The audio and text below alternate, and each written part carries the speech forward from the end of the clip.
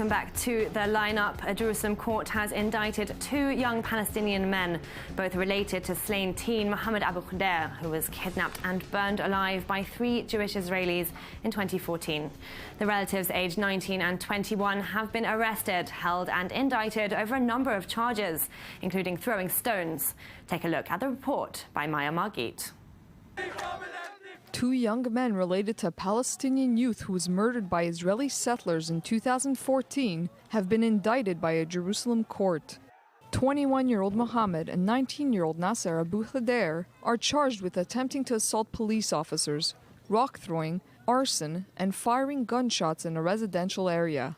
Though the 2 were detained at the end of June, the crimes they allegedly committed took place 2 years earlier, in 2014, in the wake of their cousin's murder. Mohammed Abu Khader was kidnapped and then burned alive in East Jerusalem on July 1st, 2014 by 3 Israelis.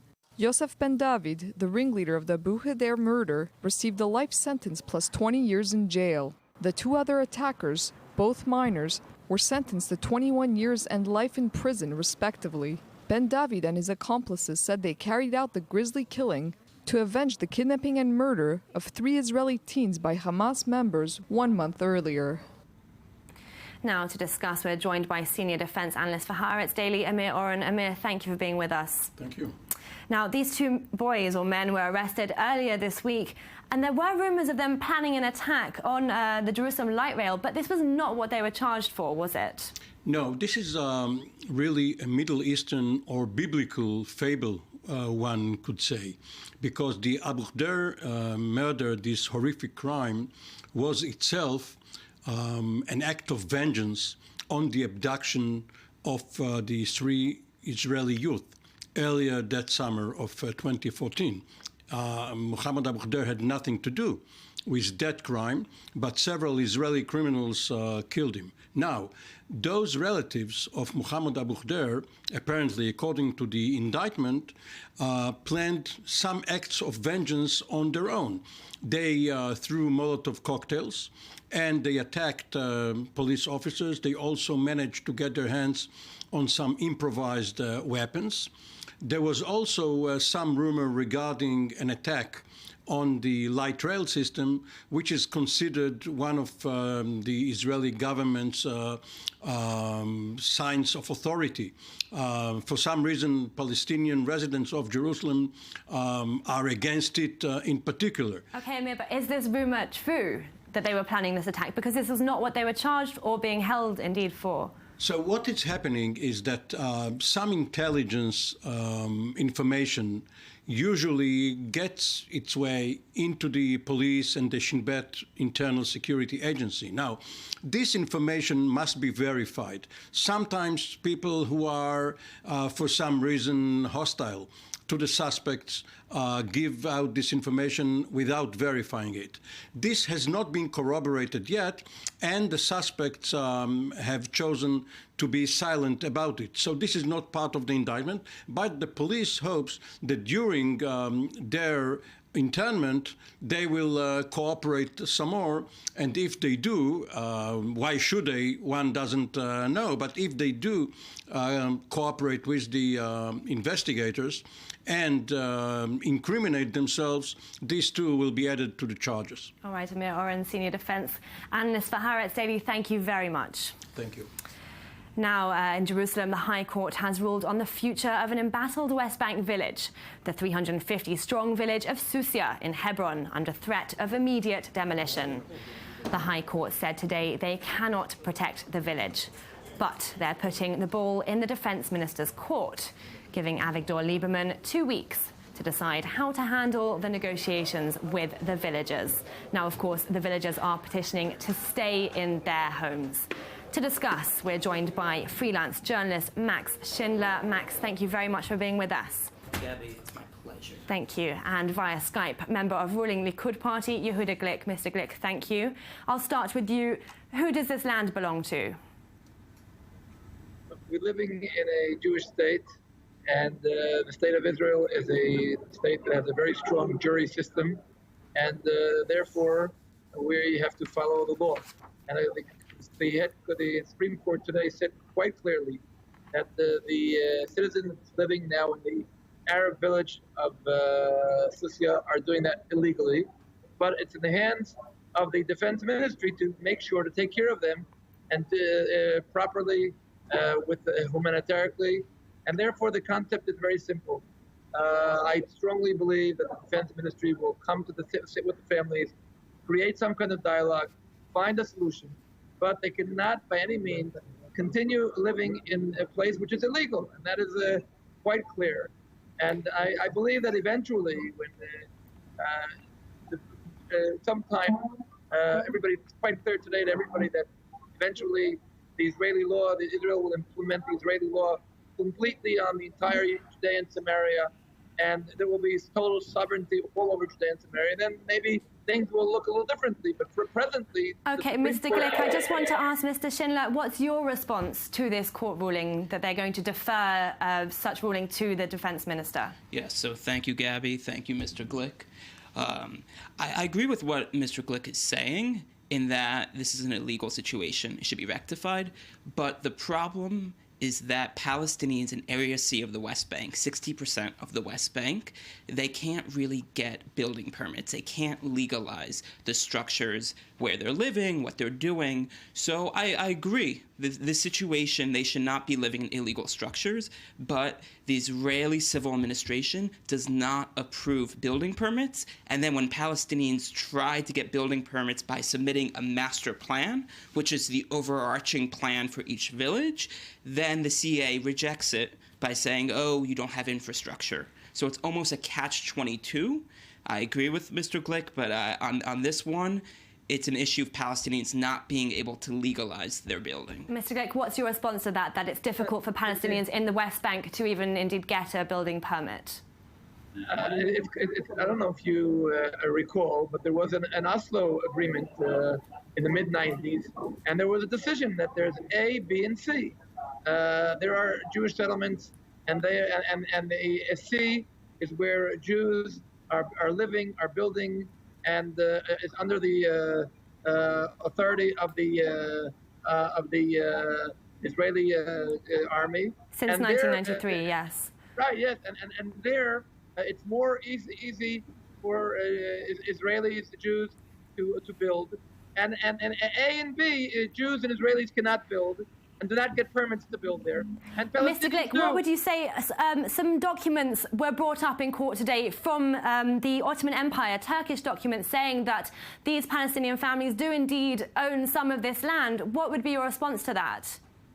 I totally trust the Israeli Supreme Court. They read the material, they went over the papers, and the decision was given after they read the papers. So I'm not going to be getting involved into the Israeli Supreme Court, which is a Supreme Court of Justice, and very often decides decisions that are for the Palestinians. And today they made a different decision, and I think we have to respect the Supreme Court. Otherwise, what other legal and ethical, moral surviving do we have here in the area? Okay, Mr. Glick. The problem is that yes. the legal system in this country recognizes Israeli settler property rights, but does not recognize non-citizen Palestinian property rights.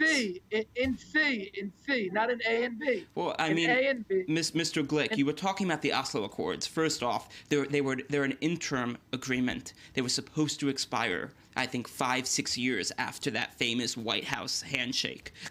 Secondly, I think in Area C, B'Tselem came out a couple days ago. There were 2,000 building permit requests from 2009 to 2013, and only 44 were approved. So you're right. When you're talking, Mr. Glick, about Area C and Judea and Samaria and Israeli sovereignty, you're right. Israel has de facto annexed Area C, is treating it like its own territory, at the same time surrounds millions of Palestinians in these autonomous enclaves where they don't have the same legal rights as you and me.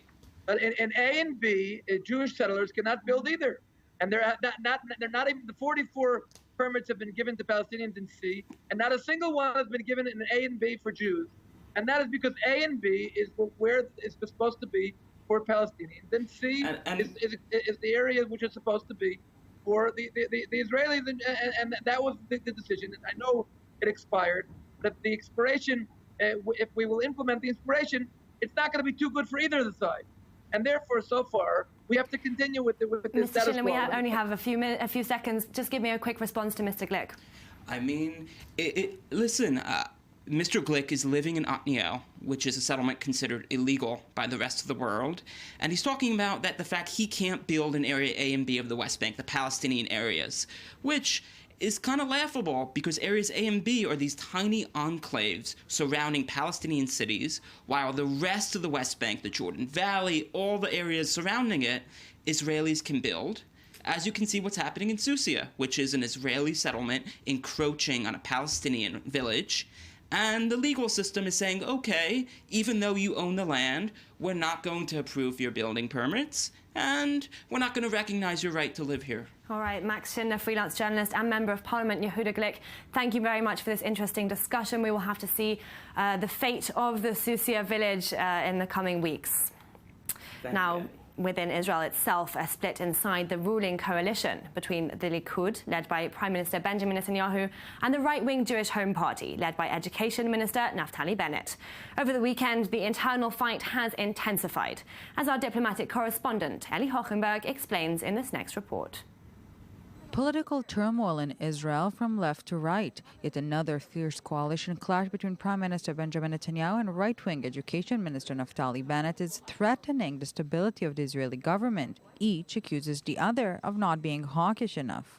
He's firing again at the right, just like when he voted for the disengagement and destruction of Gush Katif, when he released more terrorists than anyone in the history of the state, when he froze construction in Judea and Samaria, when he surrendered to Hamas, and when he declared a Palestinian state at Bar Ilan University. This attack comes after Netanyahu's Likud party called Bennett and his party's Justice Minister Ayelet Shaked the darlings of the left and charged them with trying to undermine Netanyahu's rule.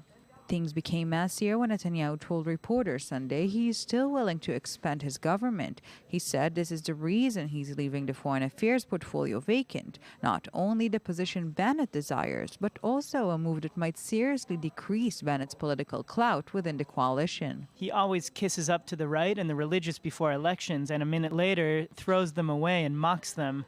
We are done being the whipping kids. The Likud's comeback was quick, using a similar, colorful rhetoric.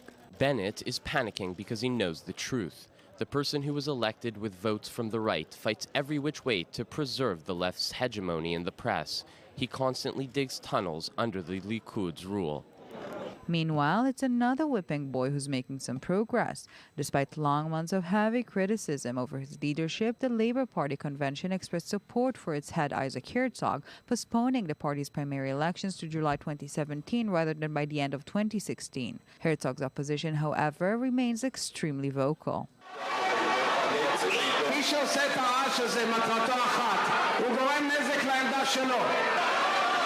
On Monday, Herzog rejected Netanyahu's semi-proposal to join forces, telling Israeli media the option of a unity government is no longer on the table. Similar statements from Herzog, however, were made in the past, but didn't prevent him from negotiating with Netanyahu. While it remains to be seen whether Herzog will take this chance once more, the next headbutting between Netanyahu and Bennett is only a matter of time. And our diplomatic correspondent, Eli Hochenberg, is with us in studio to discuss the latest in a string of long feuds within the coalition. Eli, thanks for being here. Thank you for having me. What's the reasons behind this latest fallout? Yes, well, tensions have been boiling between Netanyahu and Bennett for a long while now, so let's divide this explanation into two. The most current triggers for this feud are, first, the cabinet discussions leading to Operation Protective Edge back in 2014, or more accurately, the tunnel threat, and the public Israeli broadcast. In recent weeks, Bennett and Netanyahu launched this war of versions regarding, again, the cabinet discussions leading to the 2014 Gaza war. Bennett claims that the tunnel threat was either not presented at all, mispresented, or poorly dealt with. Netanyahu, on his behalf, claims that Bennett is simply a liar and backs his case with some transcripts from the cabinet meetings under discussions. The other issue is the public Israeli broadcast. It involves the traditional bond between media and politics. Bennett claims that Netanyahu wants to centralize and control the Israeli media business, and Netanyahu, for his part, says that Bennett does not care whatsoever about the freedom of press, but just wants to, topple Netanyahu. But throughout this feud, we must bear in mind that the core for this battle and all other battles that we've seen and will see is the fact that Netanyahu and Bennett are fighting over the same electorate, the same voters. So every single statement, every single issue being raised must be taken under the the headline of political rivalry, and this is what why we see this feud rising again. The main question is how will the two be able to hold to handle the government together and make some decisions in favor of Israelis, and that of course remains to be seen. All right, our diplomatic correspondent Eli Hockenberg, thank you very much. Now, widespread discrimination of Israel's Ethiopian Jews. This is the focus of a new report published today by Israel's Justice Ministry. The report offers reforms in education and also to the welfare system, as this next story explains in more detail. After long years of neglect, months of large-scale protests, and a whole lot of promises, the Israeli government has approved a master plan to eradicate institutionalized discrimination against Ethiopian Israelis. I am not prepared to tolerate racism in our state. I am not prepared for people to be tripped up by the color of their skin. This is terrible. We on the Ministerial Committee have heard heart-rending and hair-raising stories, and we started to take action against racism even beforehand. On Sunday night, Israeli Prime Minister Benjamin Netanyahu received an official 170 pages long report put together by a special interministerial task force which examined racism and discrimination faced by the Ethiopian community in Israel, such as targeted police brutality, rejection of blood donations or segregation, and ethnic-based employment exclusion. Now, in the wake of this report, which is part of our decisions, we will take further steps, and I am pleased that there are people, men and women, who are determined to uproot this phenomenon from our lives. Among the 53 concrete recommendations that were approved are the creation of a special body that will be authorized to carry out legal steps against discriminatory individuals or entities, free legal support in cases dealing with racial discrimination, a new and improved system to integrate Ethiopian Israelis into public service, and examining the police's identification policy. But while all ministries welcomed the report and its conclusions, it is the Israeli police which decided to reject the recommendations, deeming they are all already being taken care of. The Prime Minister demanded the Ministry for Public Security fully explain its rejection within a week time. While the efficiency of these actions is yet to be tested, it does offer some hope to a portion of the Israeli society which has long felt excluded. And Mr. Fentahun Asefa Dawit, Executive Director of Tabeka, Advocacy for Equality and Justice for Ethiopian Israelis, joins us in studio now. Thank you very much for being with us. The report talks about widespread discrimination against your community. In your opinion, where does that discrimination manifest? Well, this discrimination goes a long way, and we've been actually working very hard, my organization and myself, to battle this discrimination. But we're very happy today that the Prime Minister established an interministerial committee about a year ago, and today the Minister of Justice, via the Director General, they actually presented the recommendations as to how defeat and fight those discriminations and racism. 53 recommendations, that's really a lot. In your opinion, where are those main areas where those recommendations have been made? Well, the main areas, it's a wide range of areas, starting from police brutality all the way to discrimination into the entrance of public places, schools, education, employment, Ethiopian Israelis not being accepted to the jobs that they feel suitable for those jobs. All of those are under those recommendations. Can you give me an example, a specific example of this kind of discrimination for our viewers to understand what goes on? As a director of an organization, we treat about 1,000 calls from the Ethiopian community coming and asking our help, representing them legally in various areas of activities, such as, for example, young Ethiopian Israelis being not allowed into nightclubs, for example.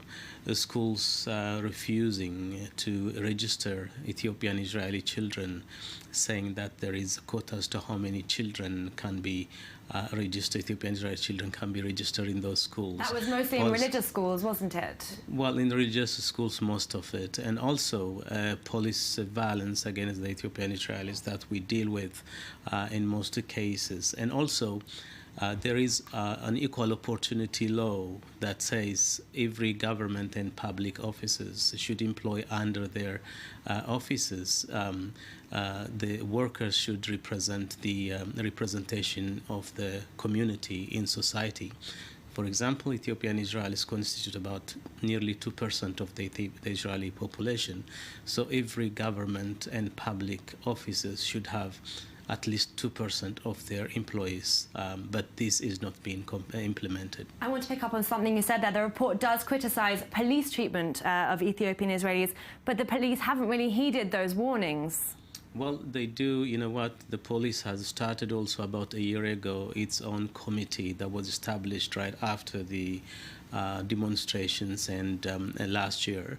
And from there, I'm a full member of that committee, and there is a long way that the police has come. But having said that, there is still a lot to be done, and this joint venture between the police and the Ministry of Justice, I believe, will bring the result that we are always looking for. I just want to ask you very quickly, given this police issue, do you feel any empathy with African Americans in their struggle against police brutality in America? Well, I think every place has its own reason why things are happening, but there is some common background where, you know, people are being discriminated against based on their color, especially when it comes to police brutality. Having said that, I believe that in Israel, having, you know, been lived for a while, and Israel should stand up to its own commitments to say that, you know, Israel should be you know, treating its people according to the international human rights law, let alone its own citizens. And therefore, I don't want to compare it to any other country. I want Israel to get, you know, hold on to its own commitments and its own promise. Okay, Mr. Fentahuna Sefa Dawit, thank you ever so much for that. Thank you. Didu Shuxing has reached a deal to acquire US ride-sharing rival Uber's Chinese sharing business, with the merged sharing worth $35 billion. And while investors and analysts have a mixed reaction to the news, there are clear reasons why it happened, as Shelby Weiner details. San Francisco-based Uber just closed a deal for a Chinese buyout. Ride-hailing firm Didi Chuxing will buy the brand's China operations. The agreement gives Uber a 5.9% stake in Didi, in an aim to end negative competition between the two businesses. Sources close to the deal say combining forces give the new duo a $35 billion valuation. In a blog post, Didi announced Uber will continue to operate independently, but it will invest $1 billion into its former competitor. A helpful boost for Uber, which has been having a tough time cracking the Chinese market. Because of the price war with Didi, the California company was burning through over $1 billion a year. Didi Chuxing and Uber have learned a great deal from each other over the past 2 years. This agreement with Uber will set the mobile transportation industry on a healthier, more sustainable path of growth at a higher level. In recent years, Didi has been cutting deals and entering a series of joint ventures. Apple even made a rare $1 billion investment in the Chinese rideshare company. With China's web powerhouse Baidu working with Uber as a shareholder, it seems that all of China's technology heavyweights will soon be stakeholders in Didi. To sports now, and former NBA forward Amari Stoudemire is joining Hapoel Jerusalem's basketball team. Big news for the local team, who won the Israeli championship last year for the first time in its history, and will play in the Euro Cup this year. Now, the team moved to the newly completed Jerusalem Arena in 2014. In July 2013, Stoudemire announced he had become a part owner in Hapoel Jerusalem. He first visited Israel in 2010 and returned in 2013 as an assistant coach of the Canadian Maccabiah basketball squad. And to discuss, we're joined by I24 News host Tal Heinrich. Tal, thank you so much for being with us. A huge name in the NBA over the years, but not so much recently. You've covered Israeli basketball for some years. How big a deal is this? It is huge. It is big. It is a day to celebrate here in Israel. And I'm not exaggerating, Gabby. You have to understand that's a major addition to Hapoel Jerusalem, but not only, also to the Israeli league in general. Amir Stoudemire, he's a big name, and this comes after much speculation in the past few days. Stoudemire is a six-time NBA All-Star. His greatest success in the NBA was back in Phoenix, where he partnered with Steve Nash. And, you know, I don't have to sit here and describe how big is Amir Stoudemire for the NBA. I think I would rather describe to our viewers who aren't necessarily familiar with how big Hapoel Jerusalem is here in Israel, just give them some background about his new team. So Stoudemire, as you said, he's also a semi-partner, not anymore actually, I will get to this in a minute, in Hapoel Jerusalem. Hapoel Jerusalem is, well, I would say that along with Maccabi Tel Aviv, which is the major team here in Israel, it is a very, very popular team. And they were, as you said, back in 2015. They were. All right, Tal Heinrich, thank you so much for that. Okay. It's a great addition to that team. That's all for now here at The Lineup. From me and the team here in the Jaffa Port, thanks for being with us. Good night.